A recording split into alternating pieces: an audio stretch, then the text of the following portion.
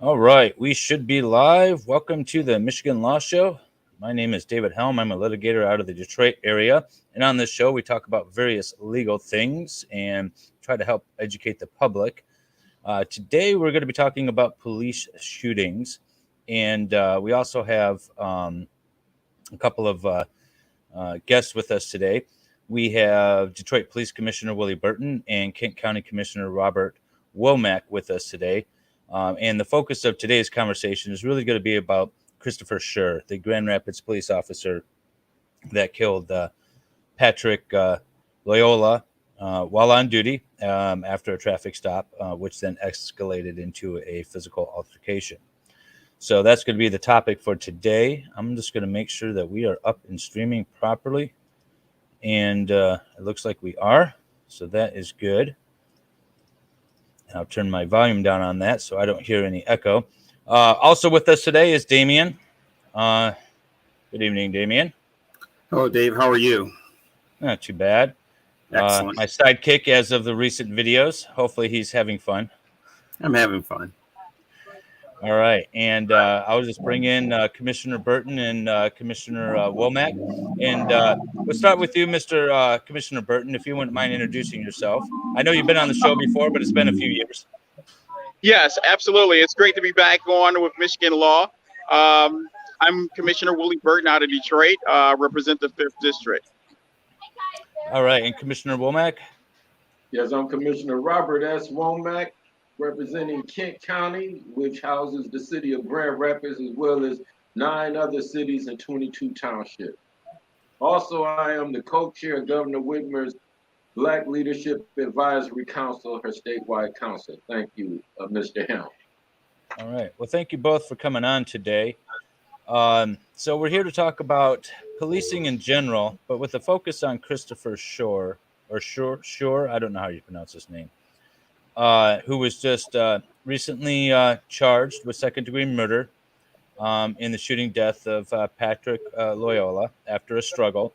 I'm sure many people have seen the video involving that. And this isn't the first case of police citizen shootings like this. But in recent years, I think this is the first to make national attention out of the Detroit area. I know there's been a few others that made a little bit of a stir, but this one seems to be the most national coverage. And so it seems to be affecting Michigan now, as well as around other parts of the country. And I wanted to know essentially your points of view. Commissioner Burton, you're out of Detroit. And Yes, the sense that I get from the Detroit community is that they love their police. They're not scared of their police. And there's a good working relationship between the community and the police. And Commissioner Womack, I'm not sure. I'm just not familiar with the area. So I wanted to get your perspective, if we could, real quick. What's the dynamic like between the police and the citizens out in your area? The majority of citizens feel that there is a need for the police for what they're supposed to be doing here, which is fighting crime and helping keep a low crime rate. But citizens are concerned with the escalation of force that's been used with people upon motorcycles, people on bicycles, different situations. A pregnant woman who felt that the police officers had pulled a gun on her 2 days before Patrick Lyoya died. We just got a new chief. Some of the language that he uses as he's trying his hardest to try to connect with the community just isn't renaissancing with the people. And some of the things that are happening in City Hall is also outraging the people because they've been asking for police reform for decades, and there's been no movement. So it's a lot bigger than just the Patrick Lyoya case here in Grand Rapids. But we have probably a difference of opinion in Grand Rapids than Detroit. We are really on a push for reform here. Well, and that was now your new chief is from the Chicago area, correct? Yes. Or actually from like the city of Chicago, or just the city of area? Chicago, yes. Okay. And I mean, not to dog Chicago, but I feel like Michigan is better. I mean, again, I see a lot of the problems that Chicago has, and I don't see it in the Metro Detroit area, like the same type of problems. And I'm wondering if it's the wrong approach to that community. You hit it right on the head. It's just the wrong approach to this community. He he landed. He didn't get the proper introduction to the community. I offered him to do a walk along through the community to go meet people at the barber shops, the salons, the stores, and people were very receptive when he first came here because it was like, hey, we don't know him. Let's give him a chance. But day one on his first ride along, police officers pulled guns on a pregnant woman in front of him, and that just set them off on the wrong foot. And Commissioner Burton, we have a new police chief in Detroit as well, correct? Yes. Our chief right now is actually Chief James E. White. He retired after 24 years of service with the Detroit Police Department.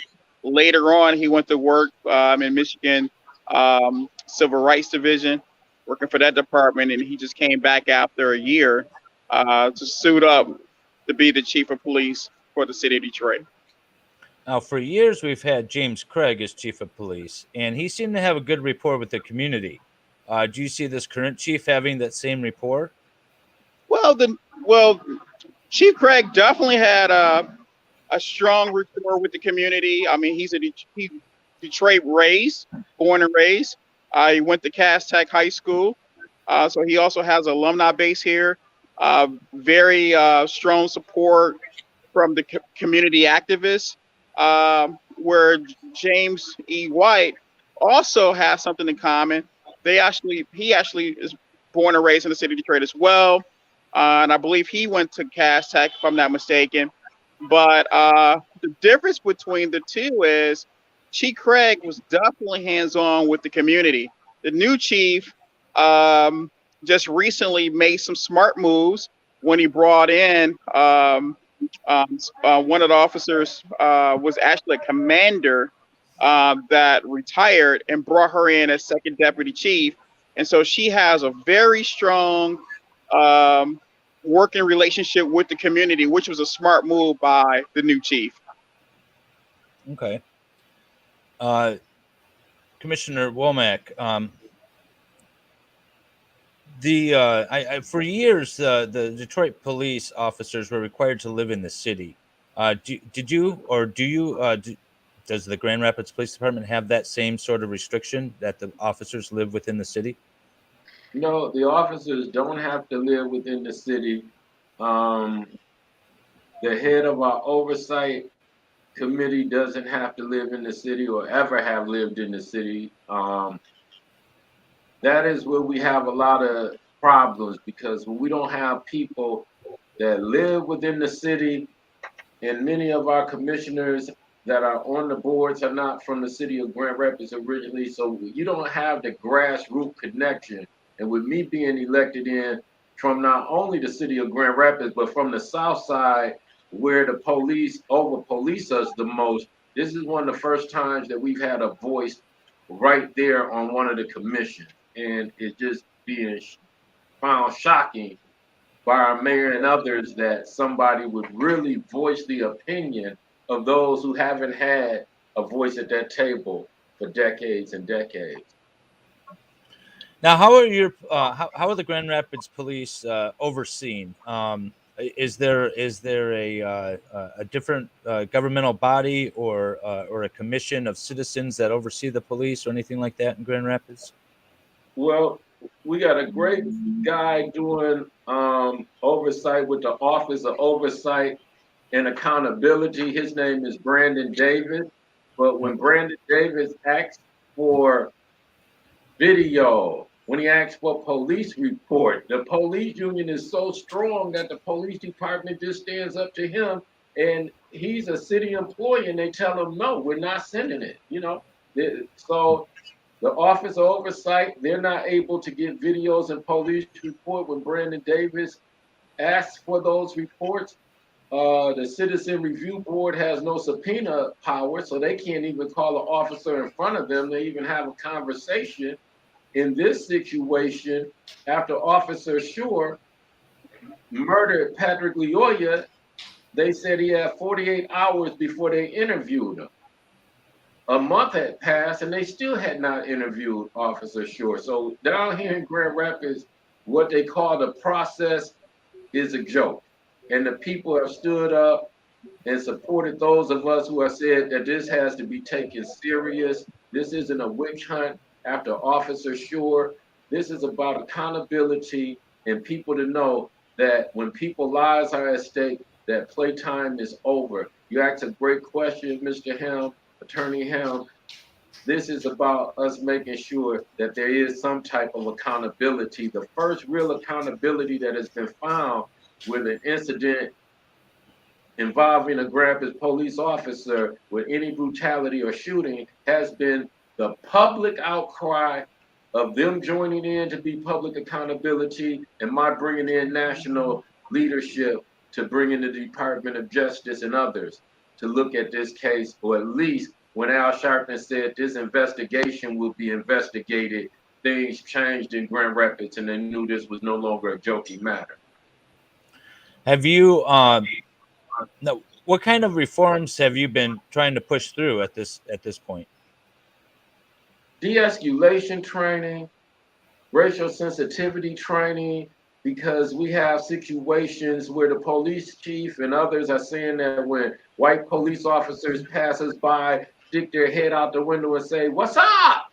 In that tone that, well, the black people say what's up to each other is just a term. But this is a term known in our community for a crew of officers called the jump out boys. When we hear what's up, we know that that's not a good sign. People have different signals to let you know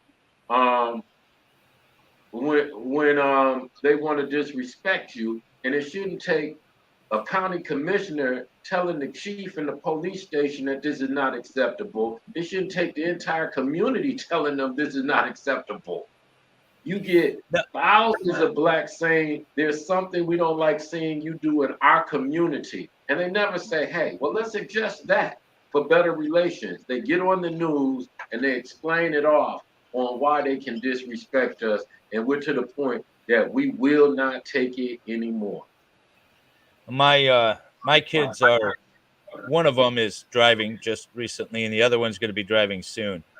And when my daughter got her driver's license, I walked through, all right, if you're stopped by a cop, this is what you do. I don't feel like there's not necessarily a lack of that, but is there any sort of community outreach to talk to citizens about what maybe could be done on the citizens' end as well to de-escalate a little bit?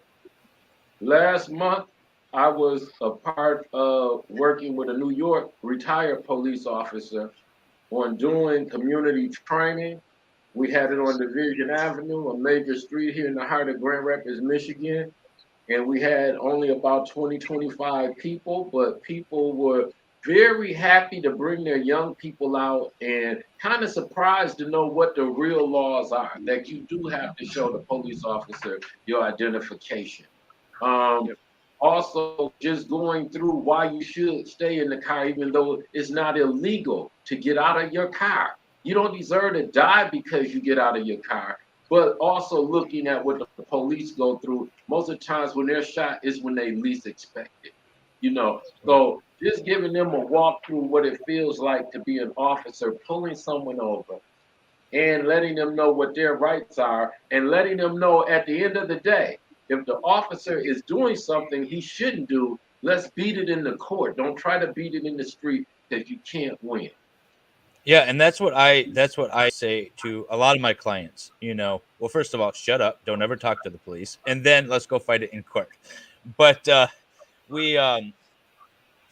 did a ride along years ago. What's that, do you mean? I was going to say, historically, you have 3 African American, I'm thinking maybe fathers like myself, maybe not, but traditionally we've heard and have given that conversation to our sons that the game is different. You know, when you're riding where you are and I'm riding where I am, we can do pretty much the exact same thing in the car.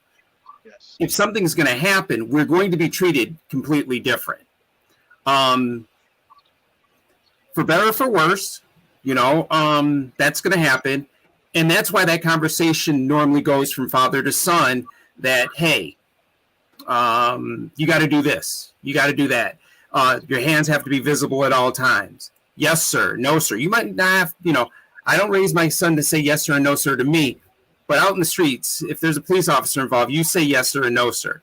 And like you said, I take it as far as, because we're friends and I've taken information from you. And that's about as far as it has to go. You don't have to give up any extra information or anything like that. But still, these things happen.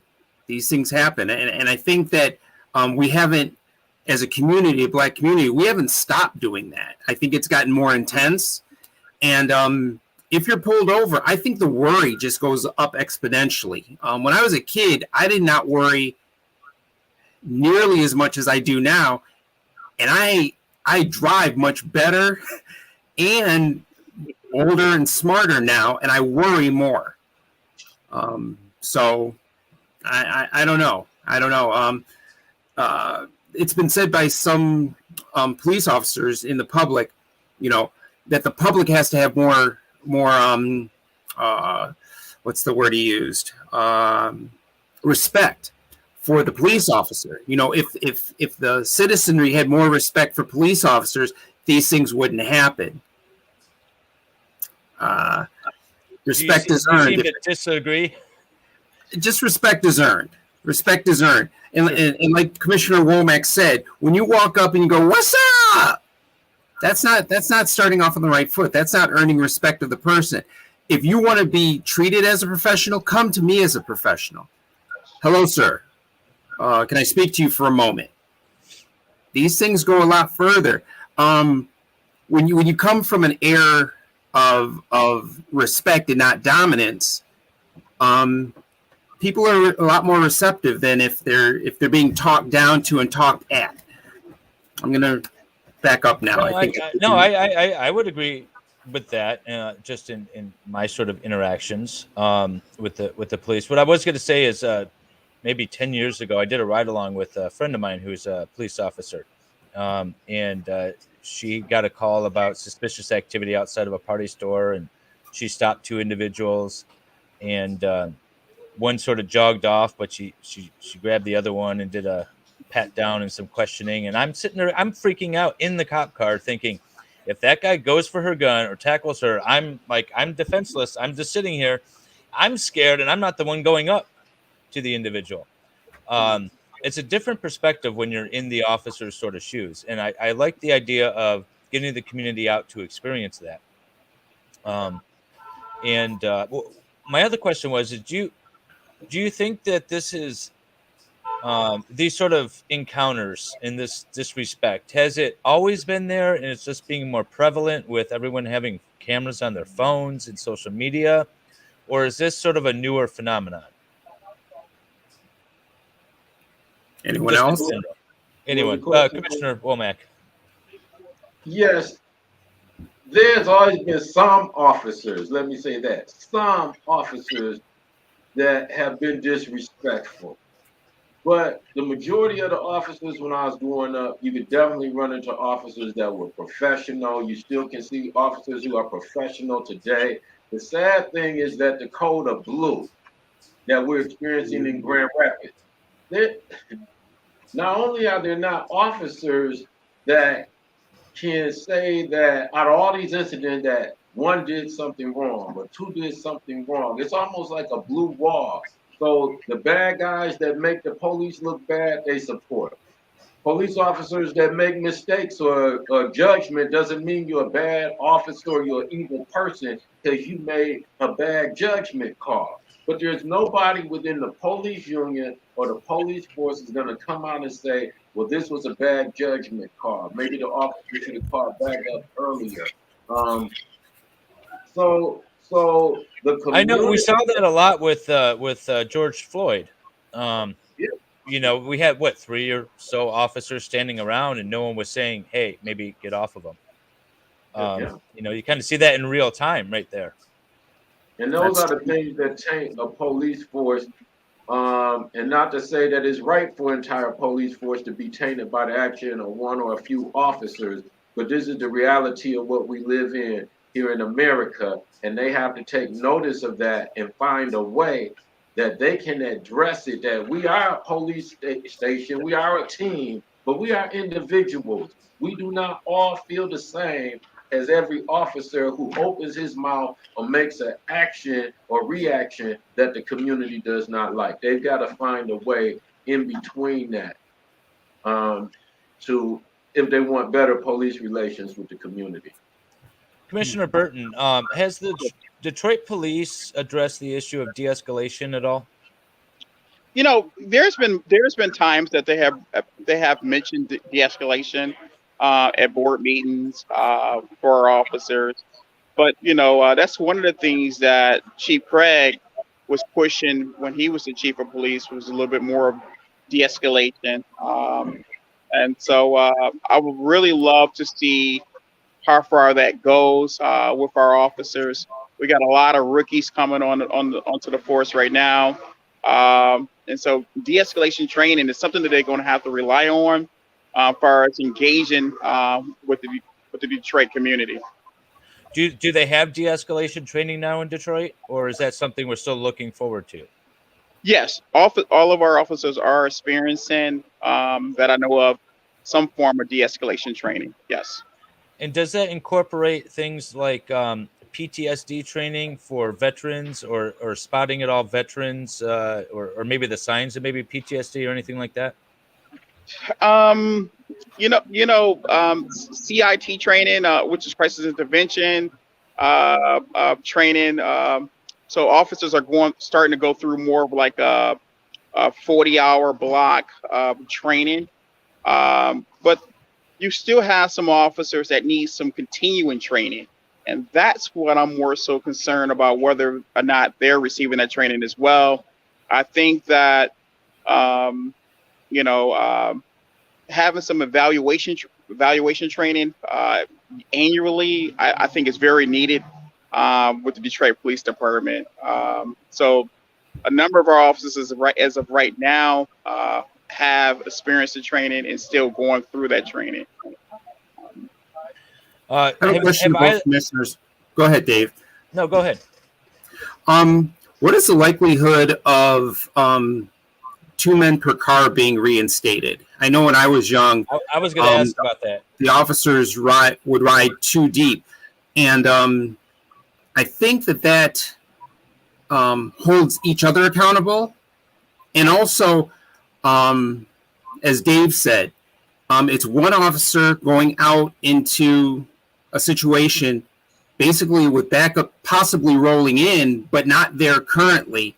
And if they have backup, they can be at better ease.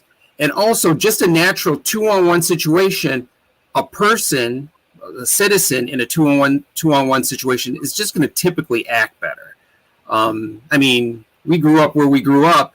If 2 guys rolled up on you, you acted a little different than if it was just one guy in front of you. So I think that could go a long way in curbing some of this confrontation that we see constantly, where they have to come up and immediately control the situation. They have to come up and immediately dominate what's going on, and maybe they could be a little bit more at ease knowing that all it takes is a nod of the head, and the other officer is there to reinforce what they're saying, or try to get compliance from the person that they're talking to. Either of you know if that's on the table or something that people have been talking about? It was something that was asked for in the city of Grand Rapids, something I've asked for before, something others have asked for. 2 in a car, they said they didn't have the money at that time. But once they killed Patrick Lyoya and they saw the protest, and the young adults were able to let the city know how upset that the community was, all of a sudden they found the money. All of a sudden, all we saw in our community was 2 police officers, like in a day. It went to 2 people in a car. And Yeah, so that was it's my thought definitely watching something that video. that was brought Was up. that was that if there was a second officer right then and there, none of this might have happened. It might have been able to be avoided. Um, Again, not trying to say that the officer is right in this action, or Patrick is wrong or anything like that. But I think like that could have been an opportunity to avoid this situation if there had been 2 officers. Just watching the dash cam video alone, and then there's another YouTuber who puts up a lot of videos about police interactions, and it's sort of when good cops go bad kind of thing. Uh, but when there's more than 2 officers, or more than 1 officer rather, on the scene, there's always a calmer one, and there's always a one that might be getting out of control, and the calmer one settles down the other one, and it sort of de-escalates, and everyone walks away. I just in I'm not a police officer, and I haven't been through any of the training. I just see that as a logical, appropriate But response. one of the things that we like to see officers follow their training. You know what occurred in the Grand Rapids area involving the killing of Patrick Lyoya, um, you know, is a tragedy to us all. So, you know, and something like that should have never happened whatsoever. And so we Did you all see the officer making mistakes in those videos? In that video, did you see him making a number of, or essentially not following his training? absolutely. It was a lot of things. It was a lot of things was that occurred in that video where the officer did not follow his training. Um, but more importantly, where is the unions in regards to that? Well, yeah, I mean that's a good question. When you look at officers, and I say bad officers, and you know what, there's everyone sort of has all those jokes about attorneys too, but there's only a few bad attorneys out there, and it spoils the bunch because now we're all tagged with that. And it's the same thing I think with police officers. You got a few bad police officers out there that taint the whole batch, and the question is can there be accountability for those bad police officers with the current union structure?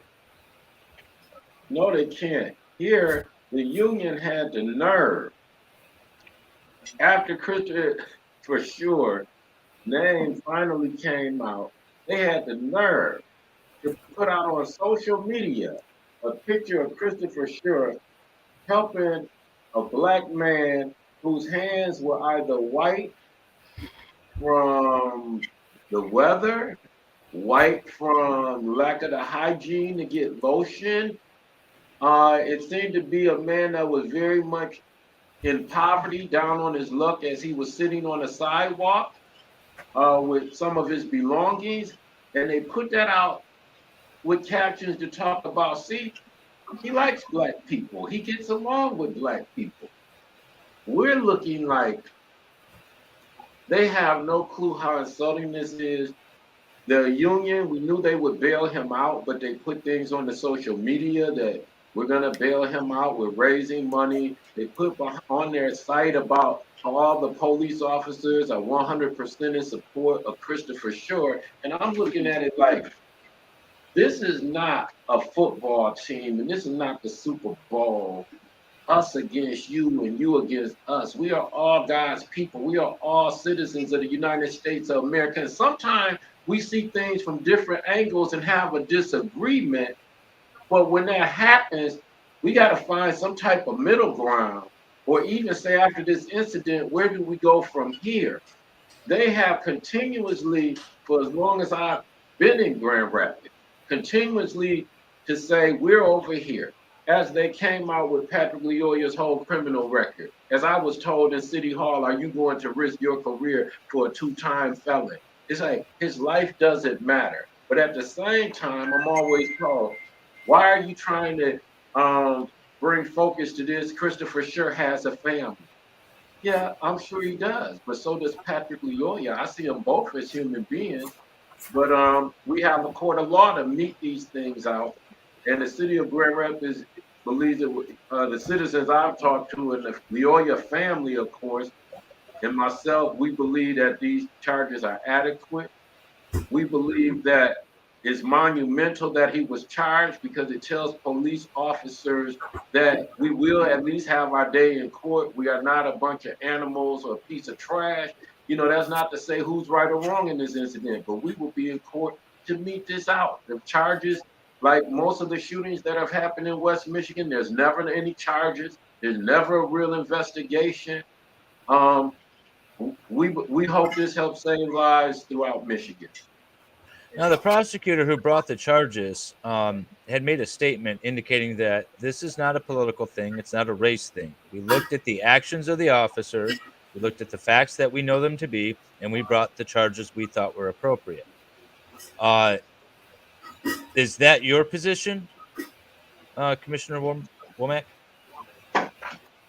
In contrast to Prosecutor Becker, who I'm very proud that he did the right thing, I would have to say that when you say it's not a race issue, if you were just to try to label an officer a racist because of his actions in a situation that neither men knew they were going to be involved in that morning, I think it'd be kind of wrong to try to read the mind of an individual and call him a racist. But when we look at systemic racism, what the prosecutor has to understand, this is the over-policing of African-American communities that increases the chances and the percentile chances that you're going to be driving through their neighborhood, and for some reason, a car that's coming towards you at the correct speed, you're going to turn in the nearest driveway and turn around and follow them.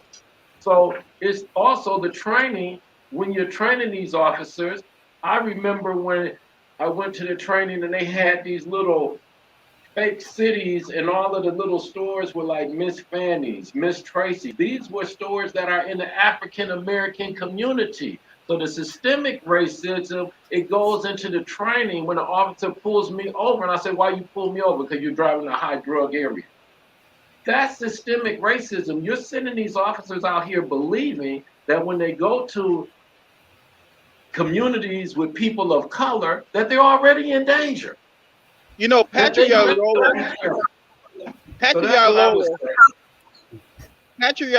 lost his life over a misdemeanor. You know, exactly. There's nothing that the officer or the police department's union can do or to say to bring Patrick Lyoya back. Number one, what happened was a tragedy. It definitely waking up America and American people on pushing for stronger police reforms. Unions have to be able to hold the bad apples in their department accountable. Number two.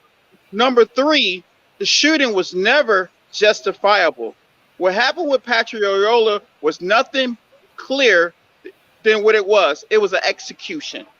He wasn't just just shot. The officer pulled out his gun and put it to Patrick Lyoya's head.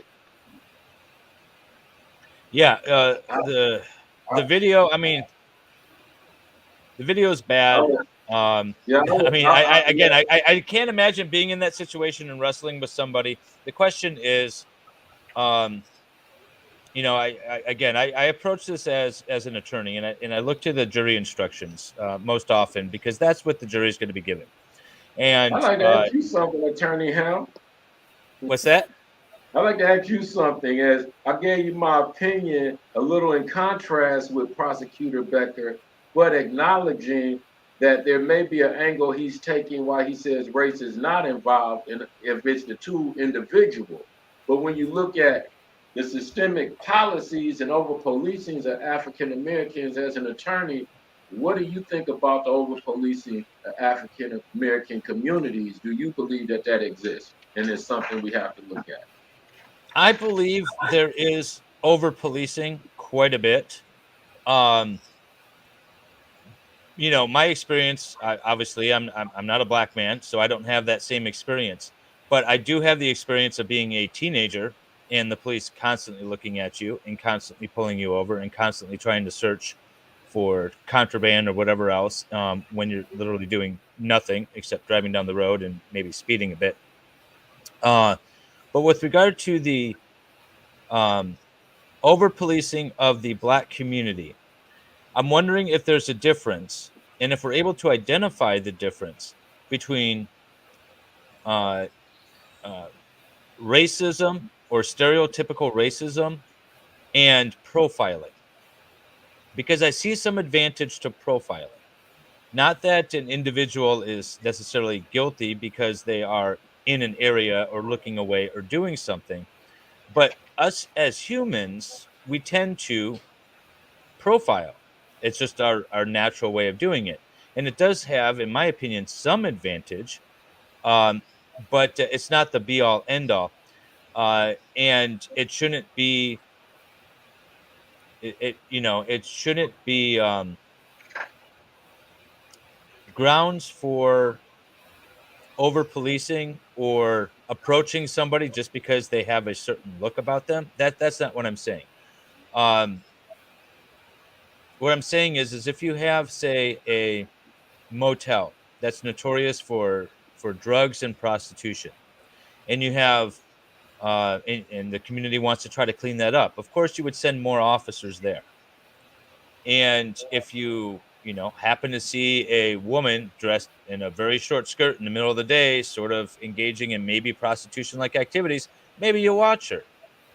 Maybe you profile her, and maybe she's doing absolutely nothing wrong, but maybe she is. And I see some advantage to profiling, and I see some advantage to maybe stepping up police in an area where you want to try to clean up things like that. But based on race entirely, no, of course not. That's not appropriate. Yes, Damien. So this summer, I had the privilege of taking a set of Boy Scouts to a facility, a camp out of the state, and we were one of 3 contingents that went. All of us in Boy Scout uniforms, all of us with the same black bags that were provided by the Boy Scouts, all walking through the exact same metal detectors to get on the exact same plane. The problem is the first 2 contingents were from the suburbs. And as they walked through. And when that 3rd contingent got there, they looked very, very different. And each one of them got body searched. I think Commissioner Womack is saying that institutional racism is a taught behavior. The only difference between those 3 groups is one was Black. We all wore the exact same Boy Scout uniform. We were all going to the same place. Those people had no reason to only frisk the African American kids, but they did systematically, one after another. And when I got angry, the first people to tell me to be quiet were my own, because we all know that you're not going to get any change. So when you say that profiling is okay, that's profiling. And that's profiling. You can say that it's not on race or anything like that, but we're all wearing our Boy Scout uniforms. There was no difference in us. And for you to let. Well, I'm not saying that you're identifying one character as one character. Because in that situation, that was different, and that's fine, and that would be not okay if that was the motivation. But what I'm saying is, if you happen to see a little old lady walking down the street, we're probably not going to suspect her of, gun trafficking. She might be very much engaged in it, but but you're reversing that's human nature.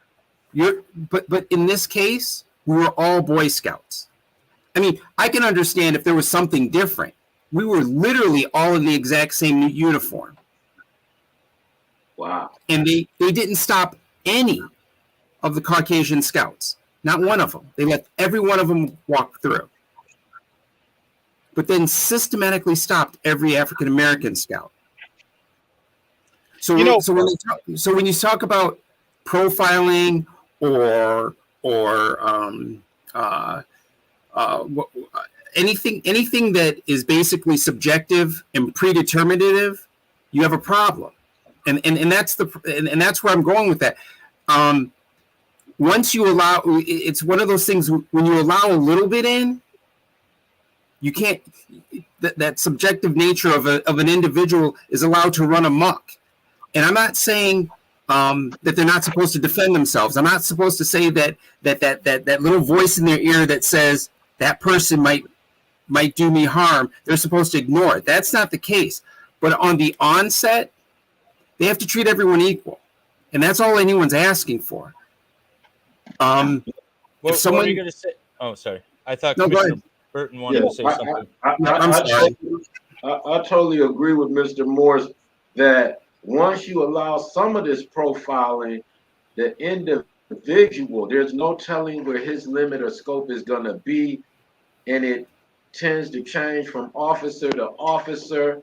And just like the example you used, the old lady walking down the street, you're probably not going to suspect her.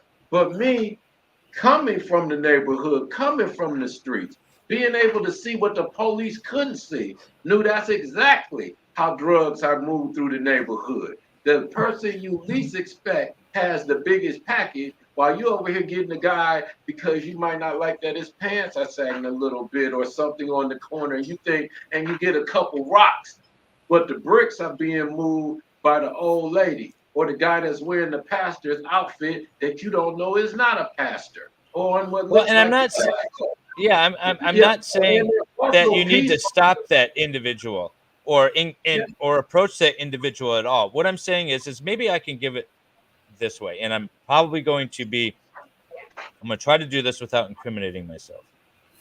I sat on a jury once, and in Oakland County, and the reason why I bring up the motel is because this individual, a white 30-something man, was walking through the hotel parking lot in a known drug crime area, and the police rolled up on him and stopped him and started asking him questions.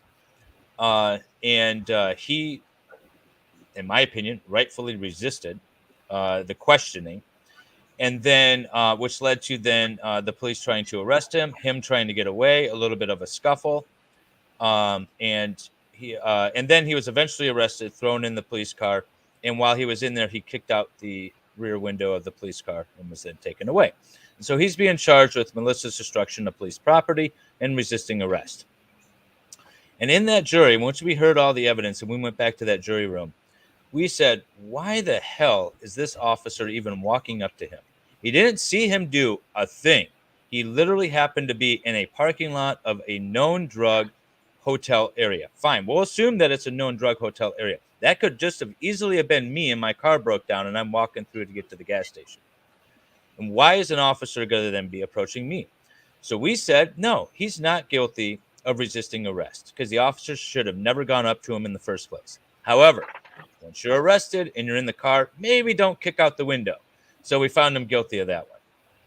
And that's sort of that was years ago. That was before, I think I was just out of high school when I did that. And that's sort of my approach with this whole thing.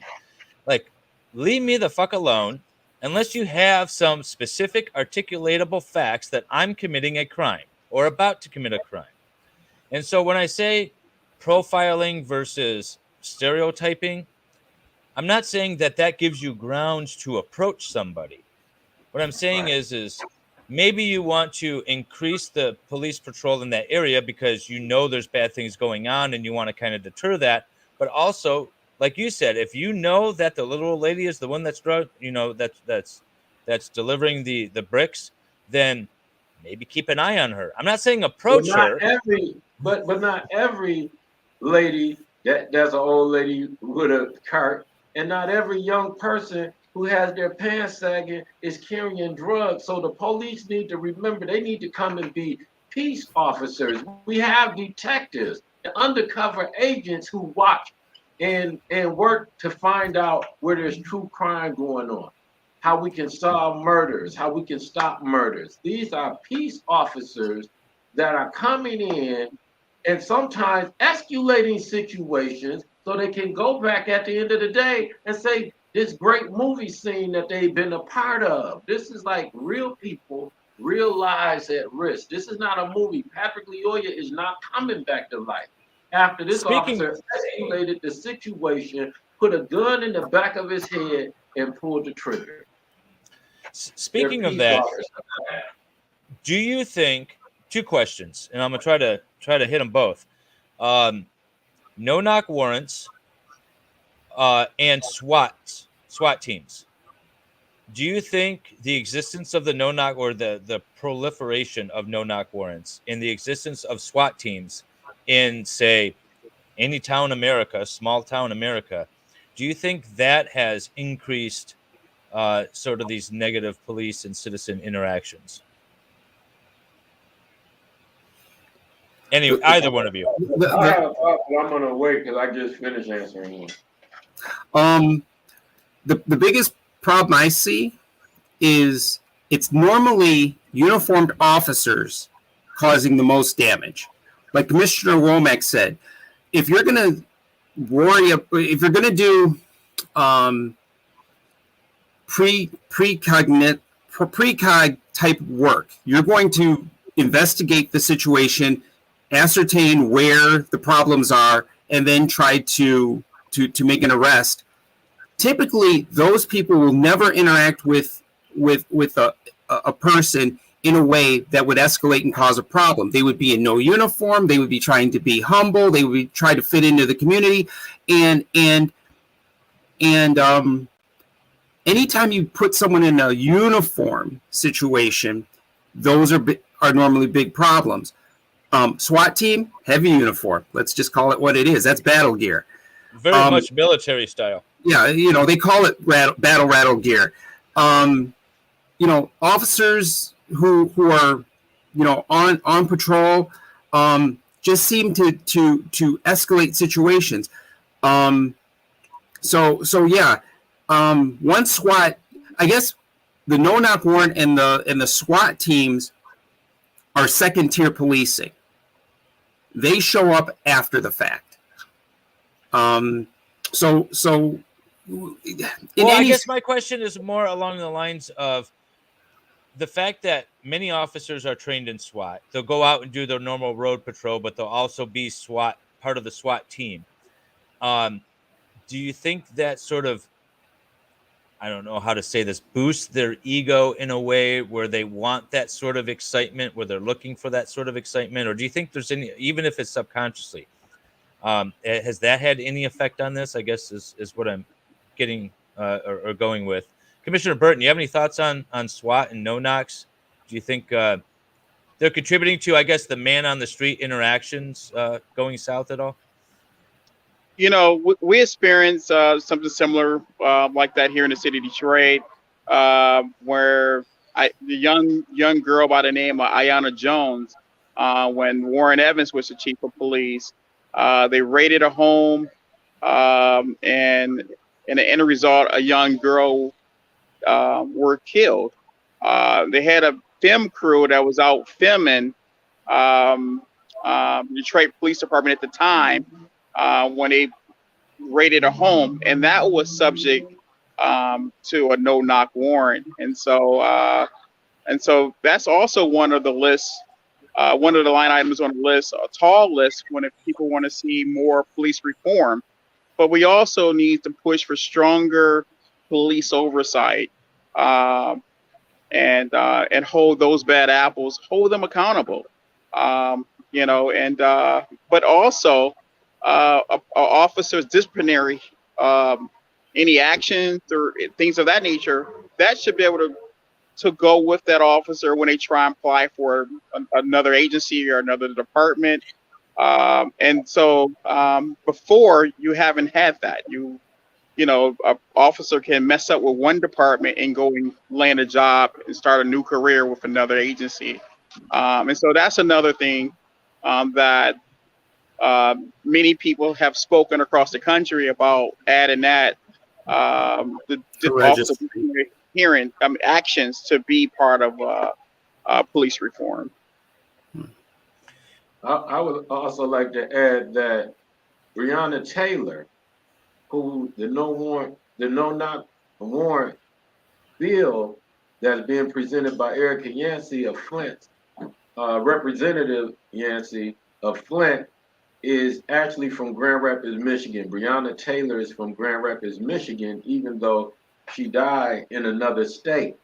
And her mother, Tamika Palmer of Grand Rapids, has been pushing that here at the state level, trying to get it through with the no-knock warrant. But I think the SWAT team, even though it's a military style, when you have police chiefs and people who use it sparingly, because you can't send one officer up against 10 guns if that situation occurs. You can't send one officer if it's only one gun, but you don't know where he's at in the bank and he's holding a hostage or in a hotel. So as long as they're using it at the right times, and the SWAT teams are so disciplined, when we come see them, you don't hear the what's up, there's not a lot of talking. They're usually posted in case they're needed. And very thankfully, most of the time, they're not needed because people see the writing on the wall. They come out, and we don't have that much problems with our SWAT teams here. But the Breonna Taylor law is something that we are pushing from Grand Rapids. So thanks for bringing that up, Attorney Helm, the no-knock warrant. Yeah. Have the dynamics in the Grand Rapids community changed as a result of this shooting? Have you noticed any backlash or anything like that? Major backlash for myself, major backlash for protesters, many facing felonies, people who won't get higher positions because they spoke out, coming all the way from the top of City Hall. And that is sometimes when the police officers see the protest, they don't always understand that it's not just. Maybe people in Detroit aren't protesting as much because you have people like Commissioner Burden there, because you have a police chief that's maybe responding, that they can trust that when they bring an issue, they know someone's looking into it. Here in Grand Rapids, some of the things that's coming out of City Hall is adding fuel to the fire. Very disrespectful, very much that if you want police reform, if you want to see mental health workers within the police department, not only to be there when they're dealing sometimes with people that have mental issues, but even the police making sure they go through the psychological evaluation because they have the most stressful job in America. The city will cut you off. They'll call you an activist. Grand Rapids, our top officials have come out and basically said we're going to eliminate activists from politics. They talk about activists like it's a bad word. Activists to us is people who feel there's a better way than burning down a building, throwing things at the police, throwing things in. It's like finding a diplomatic resolve to a problem that's a physical problem to us. We're getting murdered, killed, beat, disrespected, but we're looking for a diplomatic solution. And I don't know that, I thought I knew the education level of the people in City Hall, but now that they come out and say they're going to eliminate all us activists, they've started a whole new thing that the police don't even understand. This isn't just about the police. This is about a system that refuses to respect us.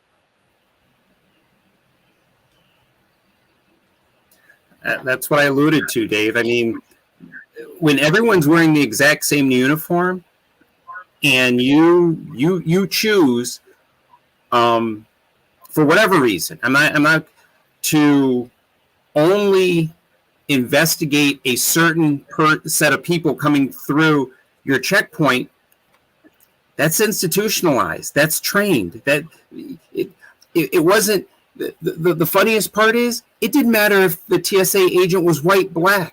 It didn't matter. They all did it. And that has to be trained. That has to be taught. And that one was the most clear cut I could ever see. So I'm wondering if Lost my train of thought there. If I don't want to say it, is there a list of reforms that have been presented to the police chief right now? I guess is what I'm trying to ask. Is there a list of reforms that's been presented, and by who, and what is his response been? He hasn't had time, I believe, to respond as he's been embroiled in this situation. But they know that there are some of the protester groups and the defund the police that have asked for their funds to be reallocated down to the 32% that's in the charter. Not many of the commissioners would vote for that, but they have taken it down to 34% as the commissioners try to play both sides. They refuse to take it down to 32% because they don't want to give the protesters a victory, but taking it all the way down to 34 based upon public input, I don't know how scientifically they looked at doing it. But then at the same time coming out and telling the police they're going to stand by them in different other situations. I think if it wasn't an election year, a lot of those politicians would be right along, saying, hey, this shouldn't happen, this shouldn't, but most of them are going for the police unions support in the election. So de-escalation, They did, though, double up.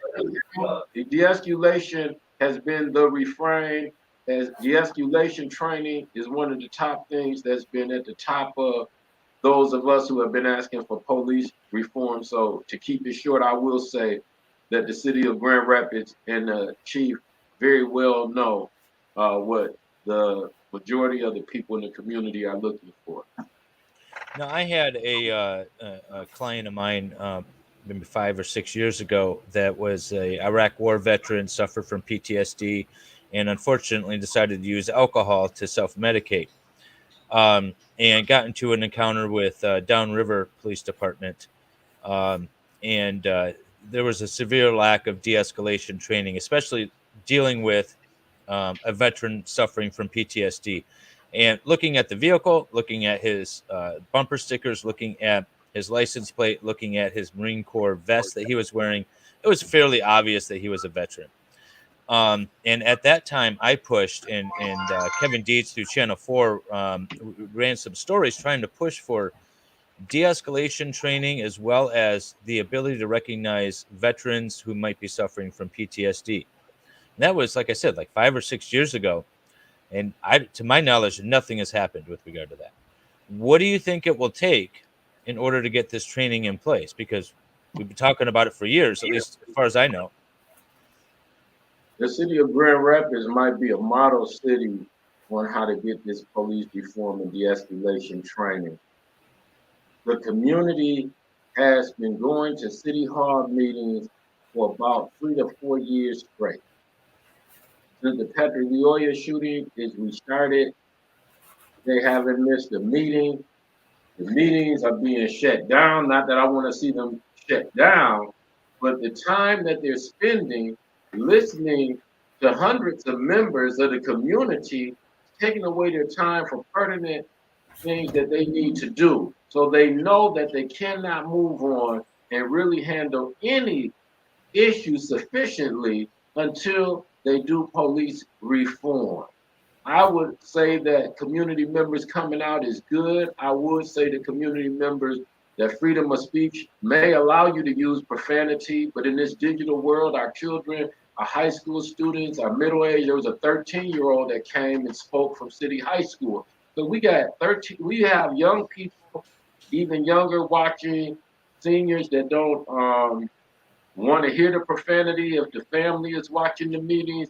So, but they still have their freedom of speech. I can't tell them what to do, but I would suggest that there are threats of burning down the building, which they had a right to do. I would tell them that their presence alone, all of these young people, I want to applaud them for coming to City Hall and making sure that the city of Grand Rapids knows you can go no further until we have police reform or reallocation of funds that will bring in those that will help this situation. I was just texting Commissioner Burton. It looks like he dropped out of the stream with a bad signal. I don't know if he's coming back on. But he had talked a lot about the unions and how the unions were very difficult to deal with in protecting the officers. And then you had mentioned it as well a little bit.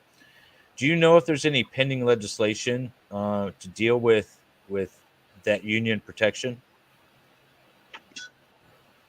No legislation that I would know off the top. If I was on the city commission, that'd be the first thing I would look at, is sitting down with the union, because the union, the quantitative immunity, qualified immunity that they have in these contracts is giving officers the belief that they have the right to take a life on their judgment. And Chris Becker has done a big thing by charging, because that was the only time people began to be quiet and really start thinking about what they're doing. They were laughing all the way, saying, "We're not going to get charged. Aha, he was 3 times over the alcohol level." It was like a joke coming from the union about this young man's death.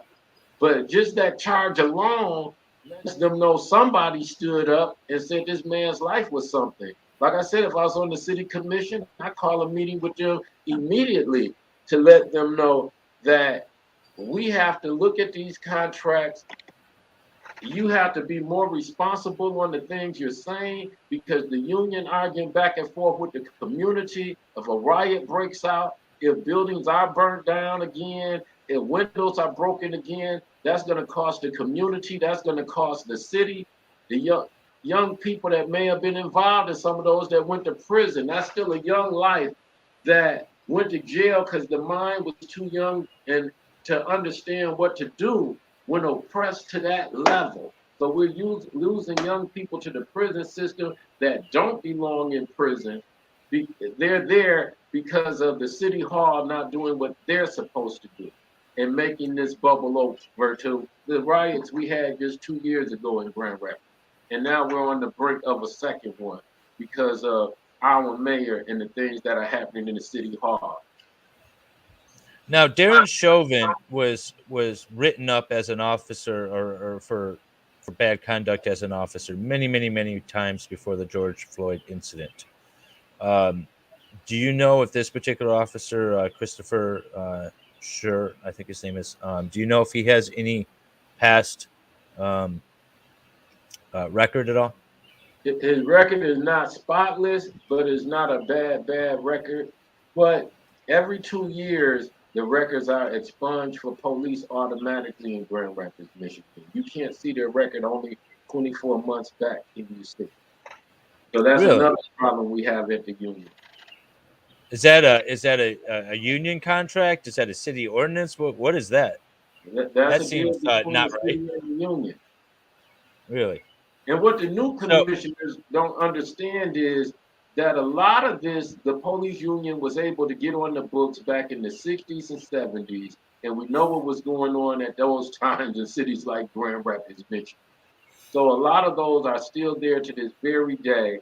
And so when we talk, I'm glad you mentioned police reform, because it goes even beyond the de-escalation training, the making sure that a police officer record follow, making sure excessive force, especially murder, is only done when there's no other result, not just based on I fear for my life. Anybody can say they fear for their life, but we'll never know. That's subjective. But making sure that these union contracts are looked at, and that we have city commissioners and a mayor that's strong enough to stand up and say, this contract has to be looked at. I believe that police officers who risk their life, they should be getting paid. They should have insurance. I fight for them like any worker. But I can't believe that someone could come in and start talking about life and death, and you can't invest it. You can't interview us for 48 hours when we shoot somebody in the back of the head. That's ridiculous. Well, what were they? I'm sure they were saying something like, "Oh, well, we need to address the sensitivity and the emotional needs of the officer, and that's why you can't do 48 hours." Was it that kind of BS that they were bringing? Exactly. He's traumatized right now. Yeah, it's funny when they want to interview that suspect right away, get him in the room and get all those excited utterances and record the 911 calls and take his statement there at the scene, but don't do that to our officers. What? Dave, I'll be right back. Oh, okay. So the other thing, are we losing everyone? Looks like it's just me for a minute, guys.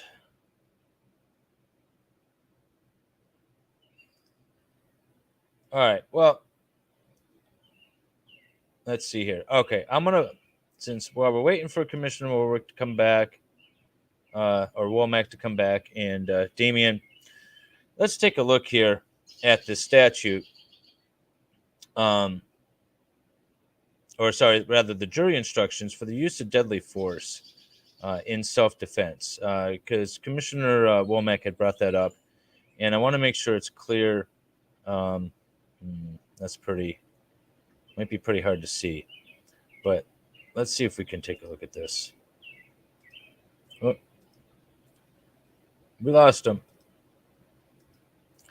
Okay, so this particular officer, Christopher Schurr, is charged with second-degree murder. Let's take a look at this jury instruction so that everyone can get an idea of what second-degree murder actually is. So this is what the jury is going to be faced with after hearing all the evidence in his trial, assuming it goes to trial. So the defendant has been charged with the crime of second-degree murder. To prove the charge, the prosecutor must prove each of the following elements beyond a reasonable doubt. First, that the defendant caused the death, which is fairly obvious. That is, died as a result of the gunshot to the back of the head. Second, that the defendant had one of these three states of mind, one of them, the intent to kill. And I would say that's a pretty good one. I believe he intended to kill him when he shot him. And then, so I think we got the second one met. But the intent to do great bodily harm, or knowingly creating a very high risk of death or great bodily harm, knowing that death or such harm would be the likely result. And then the last one is that the killing was not justified, excused, or done under circumstances that reduce it to a lesser crime. So this is where the self-defense is going to come into play. And I think we got Commissioner Womack back on here. We lost you for a minute there, Commissioner. Sorry about that. No problem. I was just going through the jury instructions for second-degree murder because you had brought up the self-defense. And if you look at the third element of the second-degree murder charge, it says that the killing was not justified, excused, or done under circumstances that reduce it to a lesser crime. And that would certainly bring in the self-defense of what this officer is going to claim. He's going to claim self-defense. But I think the officer's biggest issue with the self-defense claim is in the second element here that says a person may not kill or seriously injure another person just to protect himself against what seems like a threat of only a minor injury. So I think that's the biggest issue that this officer might face in his trial, because he's going to say that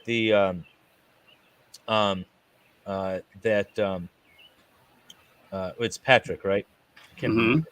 Yeah. I'm horrible at names, so please forgive me, everyone, on the names. But anyways, he's going to say that he had his taser, and that he was, he had every opportunity to use it. Now, while he might say, and I might, if I was in his position, argue that, well, if he got a hold of my taser and got it and took me out of commission, then he could do much worse things, such as kill me with it. I think the second element of the self-defense, which says that he can't use deadly force to protect himself against a minor injury. The question is going to come down to, is getting tased a minor injury? But you can't. The standard. The reason why I wanted to bring it up is because, Commissioner, you had made the statement that you can't just say that you're scared for your life and use it, and that's true. It actually has to be both an objective standard and a subjective standard. So the actually the prosecutor has to prove that the defendant was not himself scared of death or great bodily harm, and two, that a reasonable person in his position would also not be scared. So if the prosecutor can prove that he himself, the officer himself, was not scared at the time, and a reasonable person would also not be scared, then he won't be afforded the self-defense. The jury could find that it was an invalid self-defense. Just the last picture before, when before the gentleman was Mr. Lyoya was killed, he was face down on the ground. He was shot in the back of the head. That's Right. That's pretty hard to say that me, if I was your the person with the gun holding him face down on the ground was the one that was the one in fear for my life. Right. Yes, Yeah. I mean, this is the scene right there, essentially. Mr. Lyoya is physically larger than the police officer. Just by looking at the two gentlemen, supposedly he was drunk, he was intoxicated. So if that's the case, his faculties weren't all there to him. Again, a lot of these come down to believe me or your lying eyes. We talk about everybody having video and body cameras and things of that nature. It's part and parcel now of the defense and of the prosecutor that they show these things and people, and then someone's going to have to try to talk someone out of believing what they see, or pigeonholing them with the law saying that you're not allowed to think X, Y, and Z. Again, I think very simply, two officers, this doesn't happen. Oh, I absolutely agree with that. I think two officers on this, and this is very likely not to have happened. Yeah. Another thing, at the very beginning of the video, the gentleman starts running away. Let him. You're standing at his car. There's another person in the car. Just wait. I understand that maybe he feels like he might go do harm or something to someone else and I think that's bullshit. That's bullshit. This is not a suspect he has no reasonable articulatable facts that this suspect is going to go commit a murder in that neighbor's house right there. That would be a bullshit argument, in my opinion. I don't want to be devil's advocate for the officer either, but at the same time, just wait. You have the gentleman's car. You have his passenger. These are things that you have complete and utter control of. When he runs away right here, let him. Yeah, see, stop. Right where. See, at this point, then he tackles him down. I don't know. Again, I'm not a police officer. I haven't been trained. I feel like all of that was wrong. I don't know. That's not necessary. Mac, what are your thoughts on this? Again, I'm not a trained officer. I don't deal with. Neither am I. With that, do you see anything the officer's doing wrong at this point? I see the officer looking like a complete fool as he runs behind him and puts his walkie-talkie to his mouth, his phone, to try to call for backup. He was supposed to call for backup when he realized there were two individuals in the car. When he saw a person get out of the car, it was not something that one officer could contain if things went wrong. They're trying to call for backup. He did not call for backup, which helps escalate this situation. So he screwed up from the get-go. From the get-go. Backup should have already been on the way. I've seen police officers tell people to stay in the car and wait for backup. Yeah. Well, I've seen that a lot.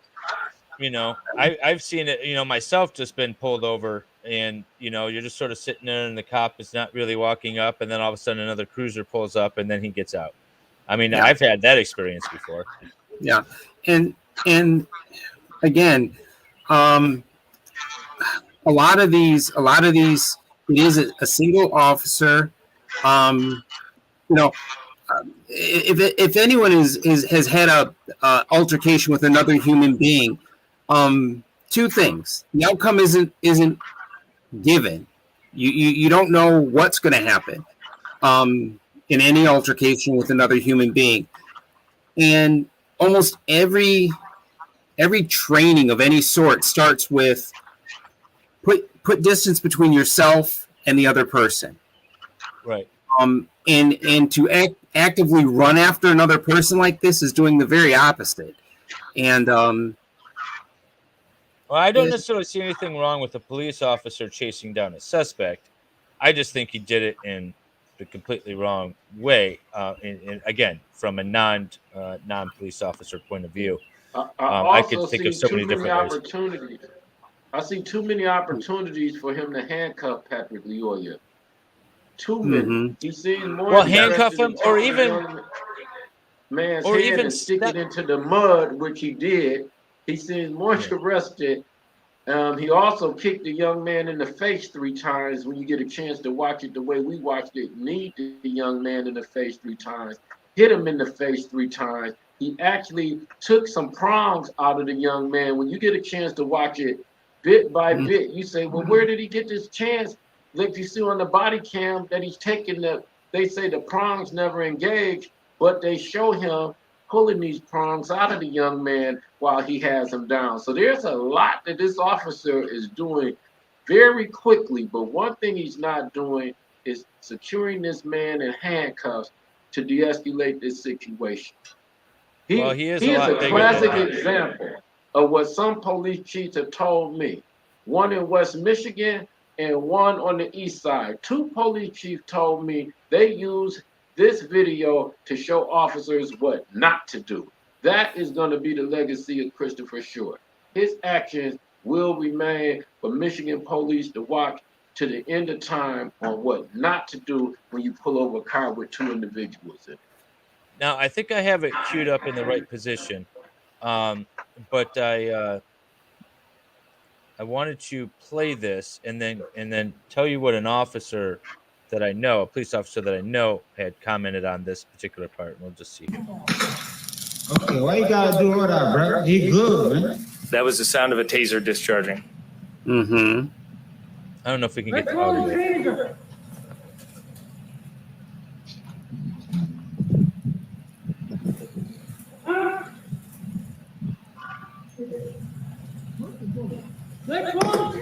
No, like he good. Like you can talk to him, bro. Is this the passenger, by the way, that filmed this section? Yes. Yes. Yeah. Can you drop Can your you talk to him like good? Like, it has this reverb in it. I don't know why. No. The logo is in the way. I'm sorry. Yeah. Yeah. The logo. Oh, you want me to take my brand down? Fine. I'm sorry. You hear me too.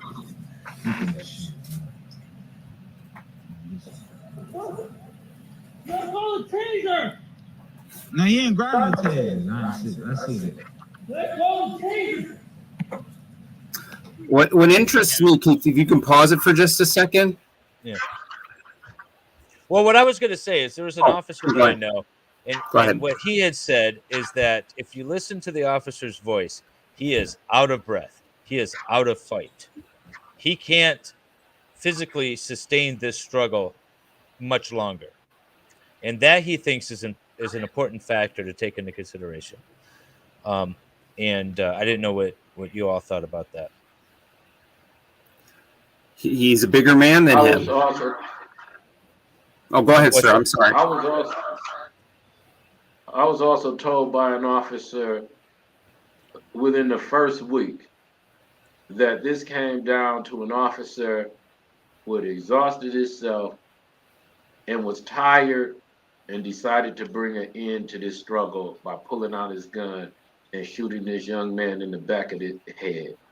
That's what I was told by an officer. But that officer believed this should not have ended this way, and that backup should have been there, backup should have been called. That it's terrible that a young man had to lose his life not because officer feared for his life, because he was tired. Yeah, that's a good point. I mean, it sounds like he had exhausted. He got himself into a situation that got way out of his control to the point of exhaustion. At this point here, he could have, in my opinion, stood up, took 10 steps back, and sort of repositioned himself and maybe regained control of the situation. Which, and I don't know, in my opinion, I think he should have done. Again, we're all looking at this from hindsight as well. We're not in that situation. I'm surprised that he focused that he focused so heavily on this gentleman and didn't care about his friend in the car. Yeah, he's literally standing there and could have whatever number of dangerous weapons on it. Yeah, like you said, fighting to exhaustion isn't a smart move for anyone. And also, being disengaged with a person, with supposedly another person that you should be worried about, should be concerned about, just put yourself in a bad situation. Growing up the way I did, typically when I go somewhere, I sit with my back to a wall. For you to run around and chase someone and turn your back to his friend and things like that just seems like you've put yourself in a very bad situation from the beginning. There just doesn't make any sense to it. You just, a 2-on-1 situation, you just wait. And I don't think any party looks good in this entire thing. I think, both parties made grave mistakes in this encounter. True. But again, at the end of that both parties made mistakes, but I think the officer made the grave mistake. Well, the fatal mistake, definitely. Yeah, the fatal mistake for sure. Mistake. Yeah, Mm-hmm. I don't think the officer is Lyoya justifies him being murdered. So No. I believe they both did did things that I would caution community members not to do. Don't run from the police. Don't get out your car. But I do not believe there was a time that after he was taken to the ground, that this officer gave him a chance to really just stop. To stop. He never stops the kicking. He never stops the punching. He's always doing something to do harm. When he walks him, he doesn't walk him towards the dash cam in the car. He walks him over to this corner back here away from the house. It's like, what are you doing? Why don't you just arrest this guy? Because it looks like Patrick Lyoya at the time that he has his hands behind his back and he's walking Patrick for a good 4 or 5 steps, that he has given up.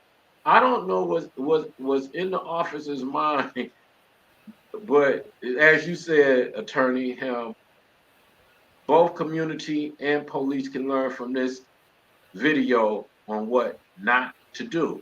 Our biggest problem also are the unions and the people that are trying to, the police union and people who are trying to make Officer Schurr a hero out for this.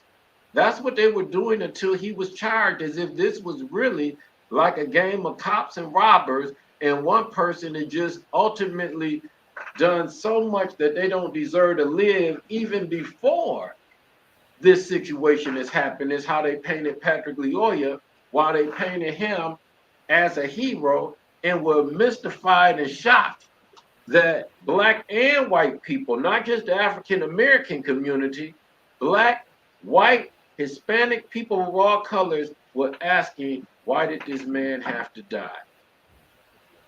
Yeah. That is policing in America. They want him to be a hero. Yeah. Not say this is an unfortunate situation. Yeah. Yeah, no, it really is. Not that he has to be the devil either. You know, no, he doesn't have to be that. Yeah. Yeah, I see what you're saying now, Commissioner, as you walked him away. But he's definitely not a hero. Yeah. Yeah, see, he's walking. Not on that day. What he's doing. See, that would be a perfect opportunity you were talking about there. To take out your taser and literally tase him in the back. Yeah, when he's got him up here, after he gets him up after this spot here, Mm-hmm. he,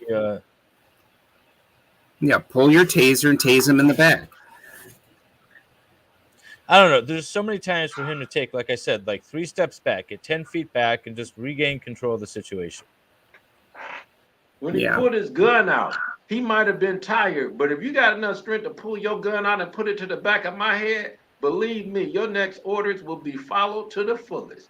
And if they're not, I made my own decision. But when you Yep. go and pull a gun out in one fell swoop and to the back of the head, blow a person's head off, Tennessee and Garner is a constitutional law where officers said that he shot a man in the back to keep him from escaping. And the ruling came from the Supreme Court that you could not shoot a man in the back to keep them from fleeing. There's not too many shootings in the back where a person is justified to the point that it doesn't even go to court, let alone the back of the head. It's very hard to say what the risk is to you when you're behind this person. So the only difference between a citizen and a police officer when it comes to the right to self-defense is that, first of all, you have to be doing a lawful act. And if that wasn't a police officer, but just a general citizen on the street, trying to tackle somebody down and tase them is probably not a lawful act. That's the only difference. Otherwise, the officer has to comport with all of these factors in the law with regard to self-defense. So he's got a hard road to sell. It doesn't look too promising for him. No. And it's a tragic event, and at the end of the day, hopefully everyone can learn something from it. There we go. And be able to do something. So that just doesn't happen again. And not to be a negative person, it's gonna happen again. But how about we make sure that it's not so prolific. Or Commissioner Womack said that at least one big thing happened, and that we all agree on. If there's 2 officers in the car, we felt unanimously that this probably would not have happened.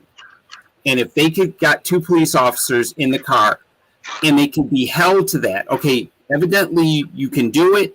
You have the manpower. You did it. You have the money. Continue to do it in perpetuity. That should eliminate a lot of this. And that's a small victory that probably will save lives. Just, even in the face of Derek Chauvin, where 3 or 4 police officers stood by, in a situation where a person's being pulled over, 2 police officers get out and tell the person to get back in the car, I'm just going to think that they're going to do it. Yeah. So I mean, I'm happy to see that there's some changes being made that hopefully will eliminate this in the first place going forward. Yeah. Thank you for explaining the law and breaking it down. It helps for people to truly understand the law. And you brought in a few details. I read some of the law, but wherever you pulled that, it was totally complete. Had a lot more details than even what I read. But from the things that I had read, I was just shocked that there were so many law enforcement people in the city of Grand Rapids that were saying that we were wrong to say that this needs to be investigated and that we believe charges are warranted. I just couldn't believe that people who were in law either pretended that they didn't know the law or they don't know the law. So it goes back to what the police training needs to be, what they need to learn about de-escalation, also what us in the community need to know, even though we've been traumatized by the events of George Floyd, Breonna Taylor, the Patrick Lyoya, the things we have seen. So when you pull up on us, no, we're not kicking right into exactly what to do because those visions come in. It's post-traumatic stress when I see a blue light behind me. It's like, I don't want to end up like George Floyd. I don't want to end up like Philando Castro in Minnesota, who told him he was reaching for his wallet and he got shot. But at the same time, if we go through the training, then I'm not going to go to emotion. I'm going to go to what I've been trained to. There's a better chance I'm going to go, hey, he wants to make it home. I want to make it home. Roll down my window. Get officer my license. And no matter what happens, don't fight it on the street, fight it in court. We can do better, but at the ultimate end, they have a gun and they have to be more responsible when you have a gun and you're dealing with an unarmed human being. And I would tell every single person, my kids, clients, anyone that's going to have an interaction with a police officer, and I don't care who you are, that very same thing. Fight it in court, not on the street. And the number one reason is that although the officer is facing charges and might go to jail for the rest of his life, he's still alive. The other guy's not. True. And so at the end of the day, you know what? If maybe I think the officer's a dick, maybe I think he's treating me wrong, I think that he shouldn't have any reason to pull me over or harass me or anything like that. We fight that in the court. That's what I, as an attorney, do when the officer lacks probable cause to stop you, reasonable suspicion to arrest you, or anything like that. That's what I do. I get cases kicked all the time because at the end of the day, the officer had no reason to stop you in the first place or go through your purse or your wallet or anything else like that. And we fight it in the court and we get them kicked. That's your spot to do it. And you live another day. So at the end of the day, try to be cooperative as much as possible, so that you can, fight this in court and you're not dead, that's kind of the goal. I don't know a better way to say it. Other than that, both parties need to go fight it in court and not on the street. True. And we're going to have, this officer's going to have his day in court now. And, based on what I'm seeing and based on the law that I know it to be, I think he's going to have a very hard time. Although I'm shocked with second-degree murder, honestly, but, he pulled the gun, put it to the back of the head. I don't think he's going to claim he accidentally pulled the trigger. He created a reckless situation then if he pulled the gun and didn't intend to shoot. So I think he's going to have a hard time saying he didn't intend. He's either going to be lying or no one's going to believe him.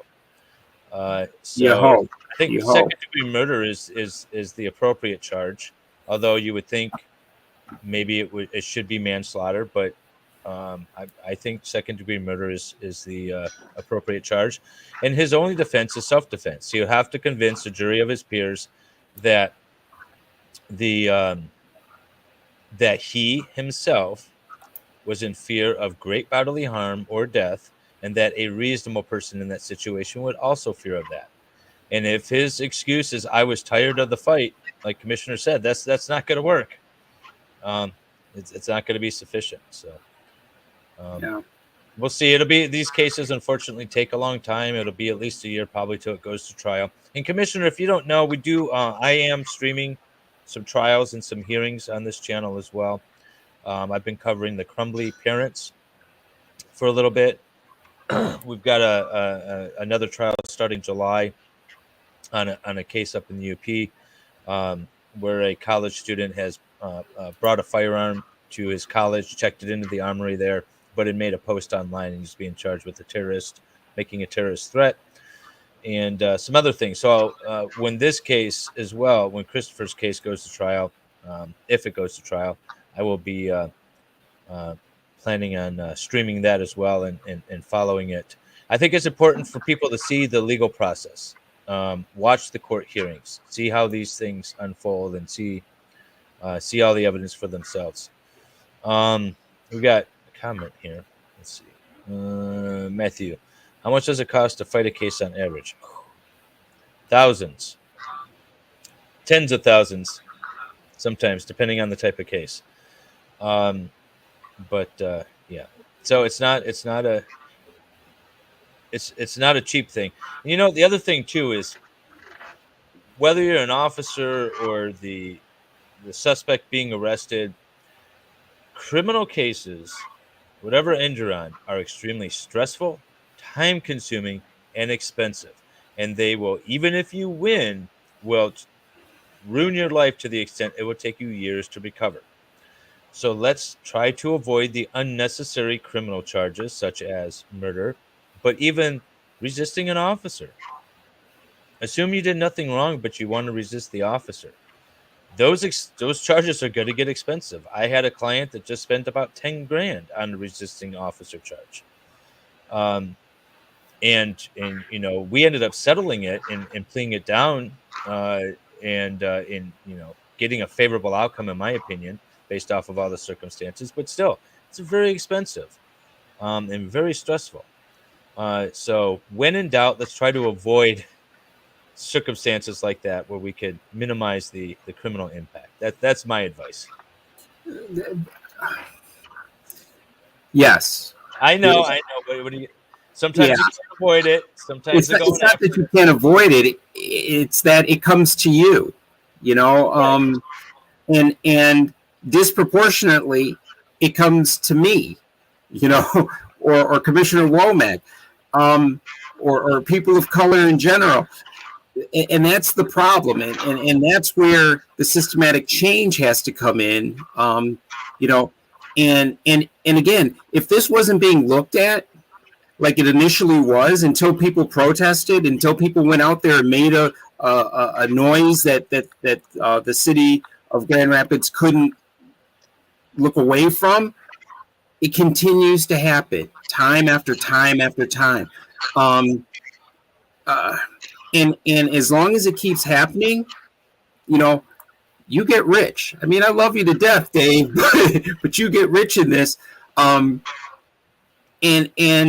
the money comes from disproportionately African Americans into the judicial system, because of the systems that are in place. Right.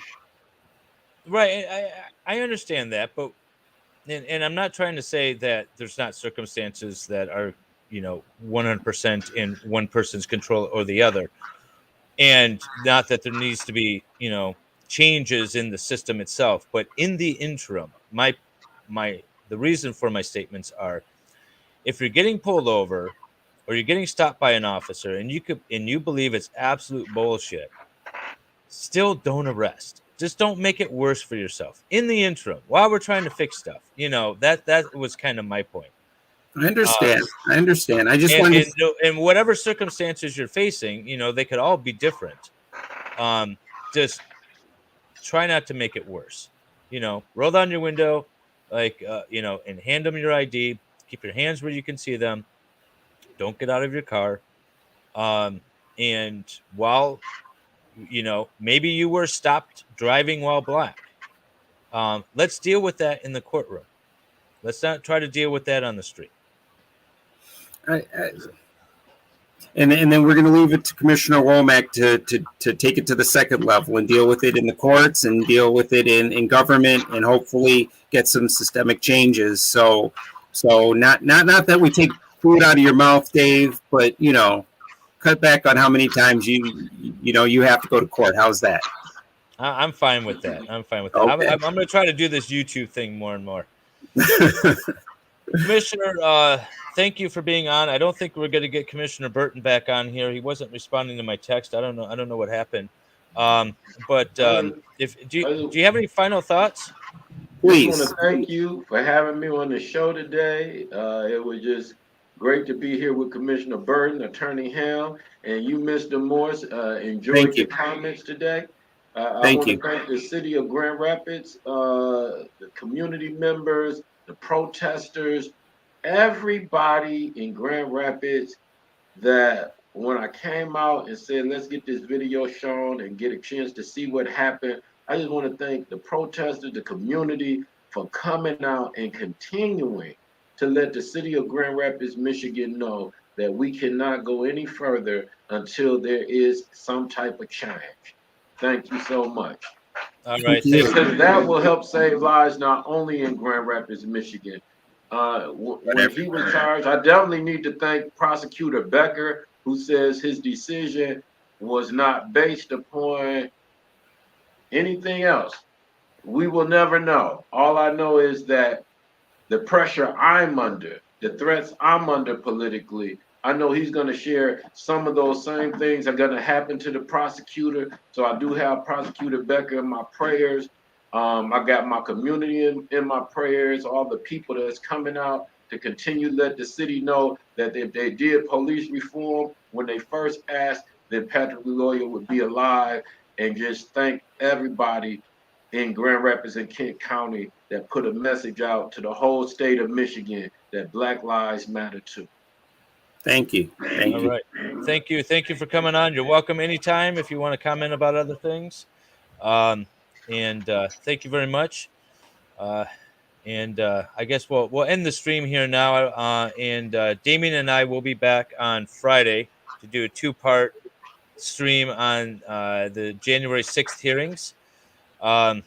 It's going to be 2 sessions, 4 hours. It's going to be a fun one. I'll bring my moonshine and do my little drinking game. So, but thank you again. And everyone out there listening and watching, have a good evening. You too, everyone. Thank you very much. Have a good night, everyone. Good night.